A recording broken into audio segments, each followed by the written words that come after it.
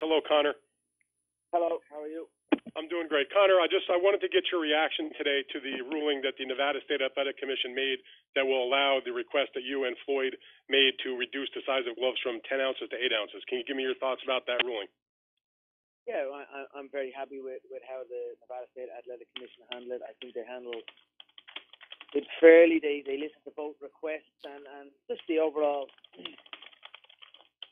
approach to the decision in the referees, the judges. I think they were very fair throughout. So that was a good thing for me, to see that they're taking into consideration both fighters' requests, and I'm very happy with it. Can you tell me, Conor, what was the specific reason that you wanted to reduce the size of gloves? I know in UFC, obviously, you wear the 4-ounce gloves. They're a little different, obviously, no fingers. Some suspect that if you wear 8 ounce in the boxing match, it would be greater for your punching power. Others surmise that perhaps it would allow Floyd to have faster hands, which he already has fast hands. What was your specific reason for wanting the smaller gloves? I think that's it in a nutshell right there. You've got pros and cons on both sides.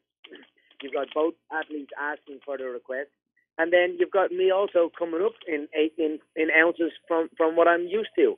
I know some in the media are like, oh no, it's 10, it's 8, but hey, look what I fight with. I fight in 4-ounce gloves, fingerless gloves. The knuckles are barely covered in what I am used to. So it benefits both in certain ways.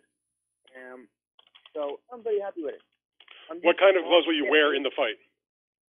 What brand? We're still in discussion with that. So it's still another bit. Okay, thank you very much, Conor. Appreciate your time. Thank you. Our next question is coming from George Willis from the New York Post. Please go ahead. Hello, everyone. Hello, Conor. Wanted to ask you, there's been a lot written about you. I wanted to know, might there be 2 or 3 things that people don't know about you that hasn't been written before? Oh, wow. I don't know. Well, what you see with me is what you get. I am the same person on and off the camera. A lot of people like to say I'm not. Obviously, there's different moments. You'll catch me if you catch me against an opponent or someone on face. I'm a little different then. But I portray myself as who I am. So what you see is what you get with me. And there's been many articles, many stories, many things written. But it's been okay, I suppose. It's just I am who I am. I speak the truth for what I believe, and people portray that in many ways. So I'm pretty open, and what you see is what you get with me. Anything like to cook? Maybe any other hobbies?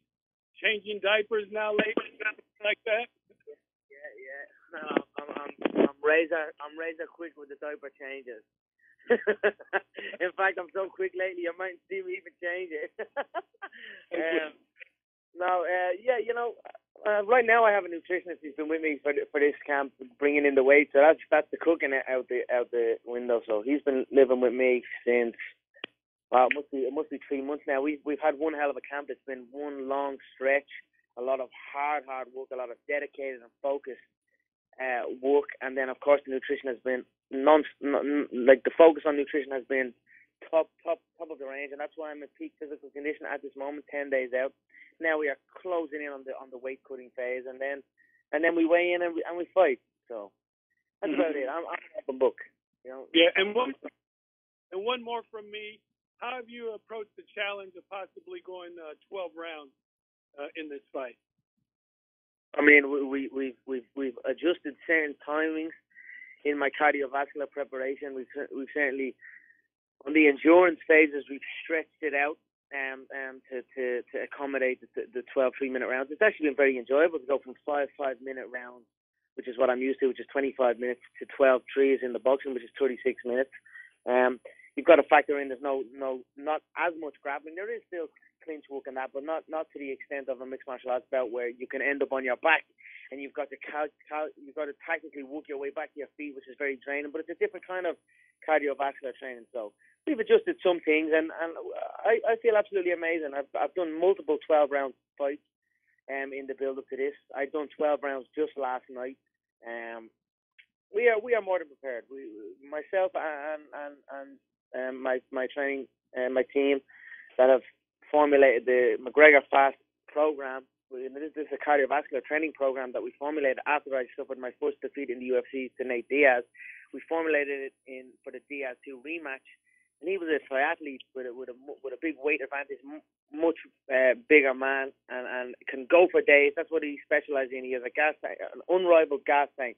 So we had to come up with a special formula and a special method to train, and that's what we've done. And we done it, and we created the McGregor Fast program, and I've been on that since about a week after that was first loss, and since then I've had, I believe, 2 bouts under that, and now this will be the 3rd one.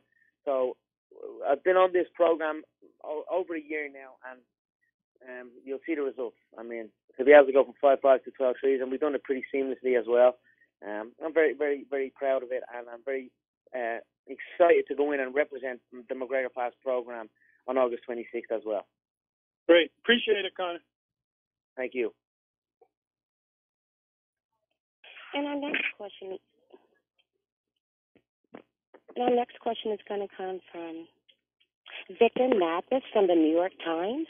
Please go ahead. Hi. A while back, Floyd told Fight Hype magazine, Conor talks a lot of trash and people praise him for it, but when I do it, they say I'm cocky and arrogant. I'm telling you, racism still exists. I'm wondering if you see a difference between how fans treat you and Floyd, and whether you think race plays any role in that. Man, all you got to do is look at every single. I mean, how many times have I been slated by people? It's give and take here. I get my fair share of hate and my fair share of love also. You know, I believe it's a 50-50. I mean, look at every boxing analyst, and I mean, it's like I've been discarded, and it's like I'm not welcome. You know, I've felt it as well. So it is what it is. I don't think, for me, this is athlete versus athlete.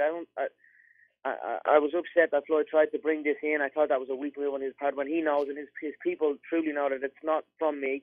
Not that am I saying that there's not people on both sides that have this mindset where it's black versus white and this type of thing, but it's certainly something I do not condone. This is athlete versus athlete, and 2 prime physical condition athletes about to take part in an amazing event, and that's it on my end. So I'm disappointed to hear the way sometimes it's been portrayed, but I suppose it's just the nature of the game with the way things are going on in the world at the moment. But all I can do is stay focused on my craft and look to go out and put on a great performance for the fans who are supporting this event as a whole. Thank you. Our next question is going to come from Rick Macy from the Washington Post. Please go ahead. Yeah, Conor, you just alluded to this, but what do you make of some in boxing circles being so dismissive of this fight? And is that something that motivates you? It's certainly motivating. I mean, it's the disrespect and the disregard to my skill set is you know, I look at people so many times, and they've their mind is closed. They've got a closed mind to how things can be done, or it's a set way and there's no other way. If that was the case, we'd never have reached across the waters in search of other land, or we never have went into space, or, you know what I mean? You've got to have an open mind, and you've got to realize that there are other ways, and there is a time and a place for every single move. You've got to give respect for other disciplines and other styles. Like for instance, fighting is a complex game. There is a time and a place for every single attack and every single move. It's about finding the correct timing for it. So when I hear the way they carry on and their disregard and disrespect, you know, it is what it is. I use it as motivation, and I look forward to going in and educating, and then. But at the same time, I get it. You know, I'm coming in. I'm supposed to be from another sport, and so I understand where it's at. But you know, I'm just looking forward to August 26th, going in and proving what I'm saying, and then educating the world on what martial arts is, and giving the fans and everybody a good solid fight, and earning my respect in this game also. And as an unrelated follow-up, in the UFC, you can't always wear personal sponsors, logos, and endorsements like that. Are you looking forward to that? What do you have planned endorsement-wise for August 26th? Yeah, I've got a couple. I've got a couple of signed with Monster Energy. They've been a brand that's with me. I also signed with Best Dates, and then as far as an apparel deal, we're close to an apparel deal. But at the same time, I'm in no rush. I've got good endorsement deals. As far as in ring endorsements, they are two that will be on the short, I believe. But look, there's so many moving parts in the game. I'm just kind of trying to roll with it. And look, it's 10 days from the fight time, so I leave this to my agency, my management agency at Paradigm Sports Management, to handle that side of the business. But it is certainly a good business. So I'm very happy with everything that's been going on the endorsement side. Thank you very much. Thank you. Our next question is going to come from Daniel Matthews from the Daily Mail UK. Please go ahead. Hi, Conor. I just wondered how your preparation and also the build-up kind of outside around you has differed from your big UFC fights and whether that's affected your preparations at all. Oh, it's another day for me. It's another day of making history. It's another day of doing what I've been told I shouldn't be doing or I can't do, and then it's another mega blockbuster event. It's nothing new to me here. So the only difference in this build-up is that I have a little son now with me. So we are here in Las Vegas as a family, and my coaches and sparring partners and team, they have their multiple houses close by. So it's just been for me. It's just been I go to the gym, I train really hard for that given day. I come home, I rest and chill with my family, and then I repeat. And then the media and the circus around it, it's business as usual. It's the exact same.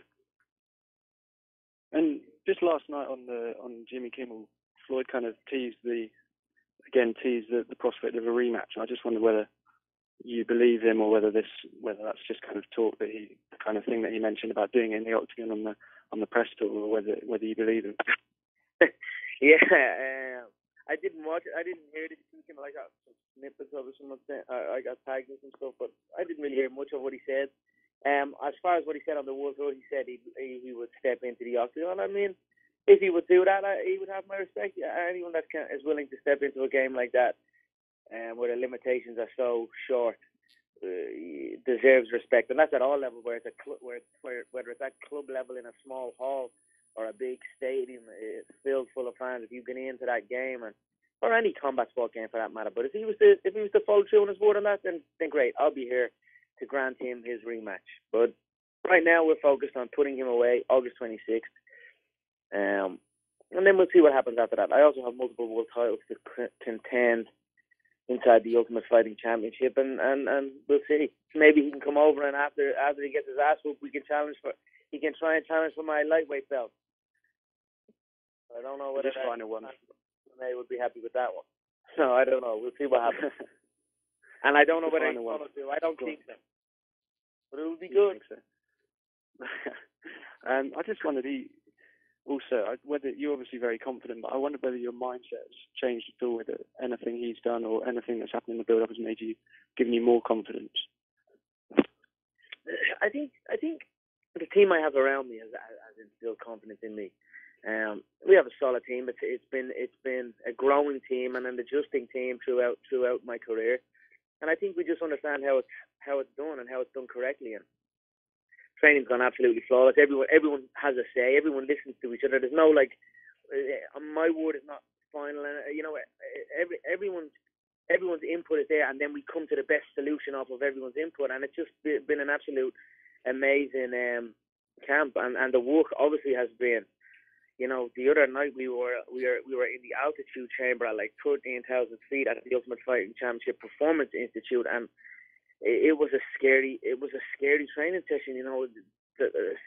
There's no way in hell that I am not ready to fight in the deepest of trenches in this contest. Like the training sessions and the practice that we've been putting in has been to hell and back. So we are prepared for every possible outcome. I believe now that the gloves are 8 ounces. I don't believe he makes it out of the second round. Part of me is hoping maybe he can last, so I can. So the word of a lucky punch or that type of thing, which I've been labelled with before, even though I have multiple first round KOs, even though I have multiple under 1 minute KOs on my record. So part of me kind of wants to show some skill and to dismantle him that way, but I do not see it.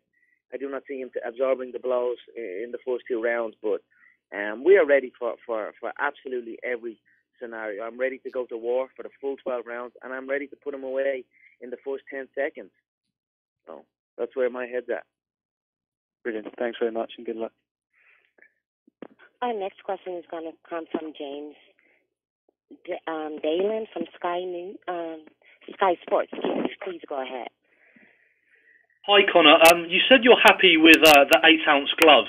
Floyd has worn 8-ounce gloves in 46 out of his 49 fights. So for that reason, was there any consideration on your part to wear 10-ounce gloves just to inconvenience his side? No, not at all. I mean, that doesn't bother me. Again, I was already up 6 ounces from 4 to 10, so it's down a little bit from 10 to 8. So how often he's wore the gloves or any of that never factored into. I didn't even know that, for instance. So that didn't factor into my thoughts at all. I mean, I do not care about his record. I do not care about his achievements. Every fight is on a fight-by-fight basis. So that's the way we approach it. So. And if I can just quickly ask you about the referee, Conor, that was confirmed today. Was Robert Byrd the referee that you asked for, and what do you think he will bring to this fight? Are you happy with it?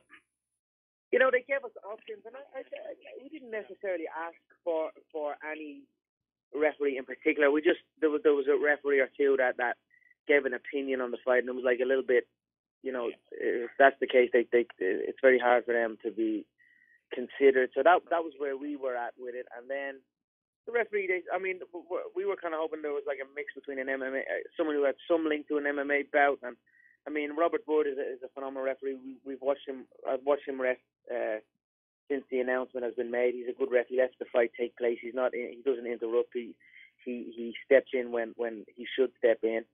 And then he's also has some links to mixed martial arts. Also, his wife Adelaide Byrd is involved in the mixed martial arts game. So I think I'm very pleased, and I think it's a credit to the Nevada State Athletic Commission on their choosing. It was done very, very fairly. So we are very happy with it. You weren't hoping for Tony Weeks then, by any chance? Tony Weeks was also a consideration. He was also selected. He has ref both MMA bouts and boxing bouts. So yeah, he was definitely one on our list also. But we are happy. We are happy with the selection. Thank you. Our next question is going to come from Ariel Hawani from MMAfighting.com. Please go ahead. Hey, Conor, how are you? What's up, Ariel? Just wanted to quickly follow up on that. Did you have any issues with the 3 judges selected by the commission?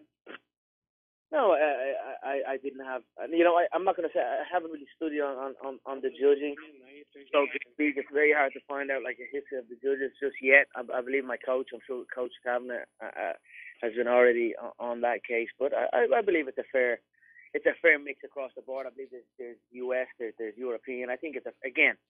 I cannot commend the Nevada State Athletic Commission. They've done a hell of a job. It was fair all the way through. So we are very pleased. On Monday, your former sparring partner Paulie Malignaggi said that he is trying to fight you. That's his intention. He would like to fight you. I'm wondering if this is something that you're interested in. I know you're focused on August 26th, but even lines came out today listing you as the underdog by Bovada in this fictitious fight. Is this of interest to you at all? Look, Ariel, tell the kid to join the queue. Tell him to shut his mouth and join the queue, will you, for fuck's sake, mate? You're plugging him all over there. He got his ass whooped and he went sprinting. I don't know what you want to say about the guy, but hey, there's a big list of people that want to get in there and try and fight me. So tell him to join the queue and we'll see what happens after the fight. Okay. Also, have you watched All Access at all? In the first 3 episodes, there is no footage of Floyd hitting a mitt, training in a ring. It's just him, you know, on a horse. It's him roller skating. It's him in Miami. What do you make of the way that they're portraying you and the way they're portraying him on that show? You know, Thank God I'm in the game. Well, thank God it's me on the other side. Otherwise, it'd be one hell of a boring build-up to the contest, I suppose. But I don't really care. I mean, I know he has control over it. He's an executive producer on the project. I watched episode 1 and I watched episode 2. I thought episode 2 was a great episode. Episode 3, I think I watched a little bit of episode 3, so I haven't really. It's been okay. I mean, it's a nice dynamic. I'm in the gym scheduling full-on belts. He's at the ranch with the kids and the horse. So it's a nice dynamic. You know, he's doing one thing, I'm doing another. So that's the way they're playing it. That's the way it is. I think the build-up is the build-up. Everyone's excited here. You know, this is we could go radio silent. We could go radio silent, and this thing is still gonna blow everything out of the water. The public know what they're witnessing here. This is a special historic event, and everyone is very excited about it. So that's where I'm at. Okay, and just 2 other quick ones. Some fighters like Terrence Crawford and David Haye have put out videos mocking your training. Have you seen these videos? And if so, what do you make of the response to your training on Friday? I've seen some videos. You know, it is what it is. It's a lighthearted. I don't take it personally. If anything, I see stiffness in every single one of them. You must have the limbs free. Your shoulders must be disconnected. You must have the ability to disconnect your shoulders and reconnect it at the point of impact. People are with that skill set is how you can change a jab to a hook in the blink of an eye, or a jab to an uppercut in the blink of an eye. It's the same thing with the hip flexors for kicks. If I throw a front kick to your midsection, if I'm tight in the hip and I can't free the leg like I can free my shoulders, like I showed one of many training methods on how to free the shoulders. If I can do that with my hip flexor, I can change the point of impact from the belly and switch it up to the head in a millisecond. This is just training methods, age-old training methods. That shoulder training method you saw was made very popular by the great Hickson Gracie, one of the pioneers of mixed martial arts. It's a shoulder loosening exercises. It gets the shoulders warmed up. You've got to do it correct though.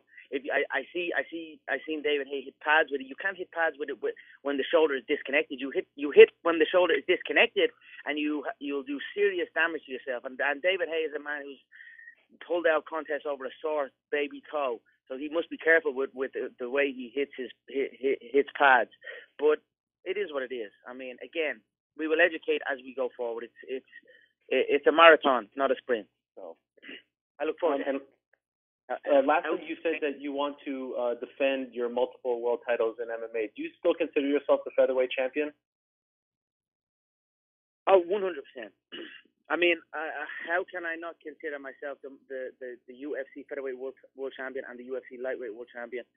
The current UFC featherweight world champion is Max Holloway, a man who I dismantled, and then the former was Jose Aldo. I mean, I still reign supreme over that division. And then also the 155-pound division, I know there's talks of an interim belt. I had only won that belt, and literally a month later there was an interim schedule. So, but you know, it is what it is. Everyone knows I am the multiple weight world champion of the UFC's featherweight division and lightweight division, and I look forward to going back and continuing where I left off. Thank you, Conor. Thank you. Our next question is going to come from Dan Rovell from ESPN. Please go ahead.